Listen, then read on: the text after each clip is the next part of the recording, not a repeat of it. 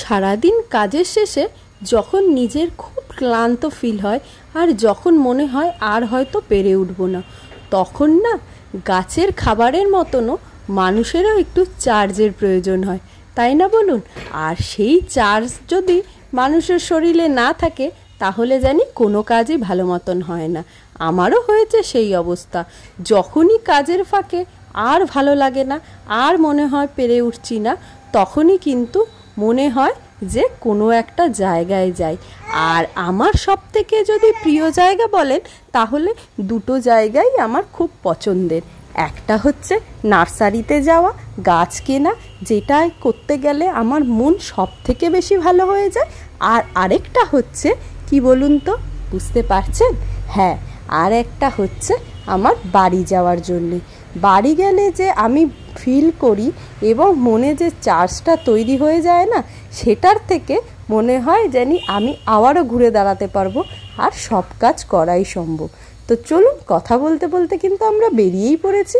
আজ যাচ্ছি কোথায়? কোথায় আবার? শ্যামনগর। আবার কোথায়? তো এই জায়গাটাই আমার সপ্তাহের মধ্যে একদিন না আসলে পরে মনটা ঠিক ভালোই লাগে না। আর এখান থেকে আমরা কিনছিলাম মিষ্টি, যেহেতু বাবা মার কাছে যাচ্ছি তো একটু মিষ্টি মুক্ত করতেই হবে, তো তার জন্য এখান থেকে কিন্তু আমরা পছন্দ করে নিয়ে নিচ্ছিলাম মিষ্টি। আপনাদের আমার মতন কাদের কাদের চার্জের প্রয়োজন হয় এবং নিজেকে যখন আপনারা খুব লো ফিল করেন, কে কী কাজটা করেন অবশ্যই কিন্তু আমাকে কমেন্টে জানাবেন যে আপনারা মন ভালো করবার জন্যে কি করেন।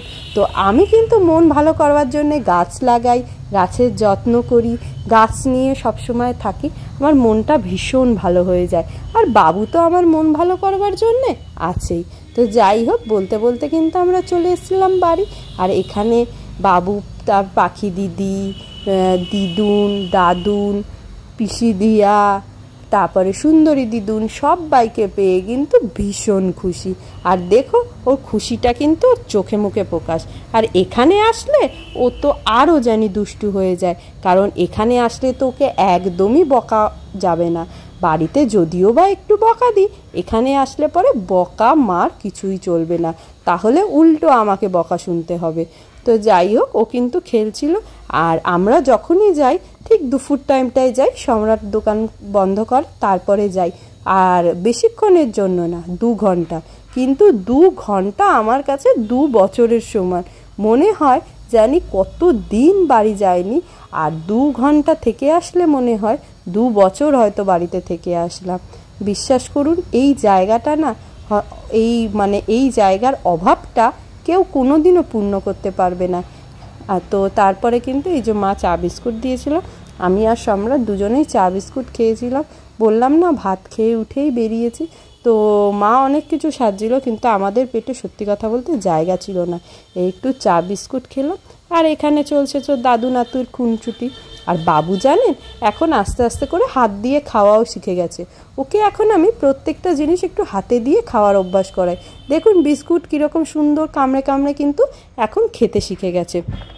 আর আমরা যে মিষ্টি নিয়েছিলাম, সেই মিষ্টি থেকেই মা বলল তাহলে একটুখানি এখান থেকেই মুখে দিয়ে যা। তো আমরা কিন্তু এইসব করে চলে এসেছিলাম বাড়িতে।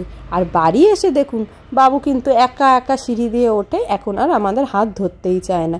তো ভিডিওটা কেমন লাগলো অবশ্যই জানাবেন। আর আমাদের ভিডিওগুলো যদি ভালো লেগে থাকে তাহলে অবশ্যই লাইক, কমেন্ট অ্যান্ড শেয়ার করতে কিন্তু ভুলবেন না। সবাই ভালো থাকবেন আর সুস্থ থাকবেন। দেখা হচ্ছে খুব তাড়াতাড়ি পরের কোনো ভিডিওতে। ততক্ষণের জন্য টাটা।